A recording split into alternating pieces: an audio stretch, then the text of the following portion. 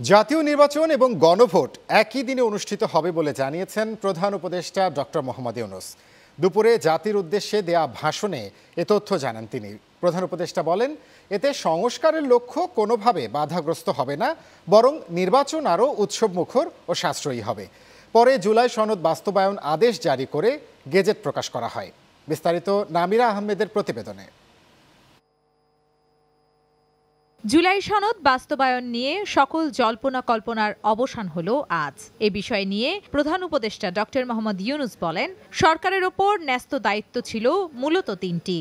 আমাদের সরকারের উপর ন্যস্ত দায়িত্ব ছিল মূলত তিনটি: হত্যাকাণ্ডের বিচার করা, একটি জবাবদিহিমূলক ও কার্যকর গণতান্ত্রিক ব্যবস্থায় উত্তরণের জন্য প্রয়োজনীয় সংস্কারের আয়োজন করা এবং সুষ্ঠু নির্বাচনের মাধ্যমে নির্বাচিত সরকারের কাছে ক্ষমতা হস্তান্তর করা।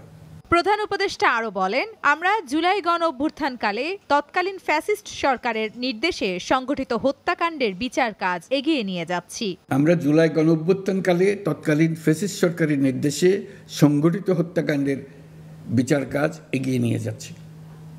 এই বিচারের উদ্দেশ্যে গঠিত আন্তর্জাতিক অপরাধ ট্রাইব্যুনাল তাদের প্রথম রায় শীঘ্রই দিতে যাচ্ছে।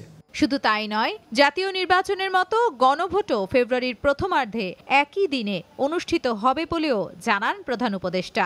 আমরা সকল বিষয় বিবেচনা করে সিদ্ধান্ত নিয়েছি যে আগামী জাতীয় সংসদ নির্বাচনের দিনেই গণভোটের আয়োজন করা হবে।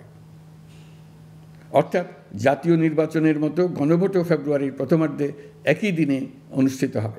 এর আগে জুলাই সনদ বাস্তবায়নের আদেশ উপদেষ্টা পরিষদে অনুমোদন দেয়া হয়। নামিরা আহমেদ, চ্যানেল 9, ঢাকা।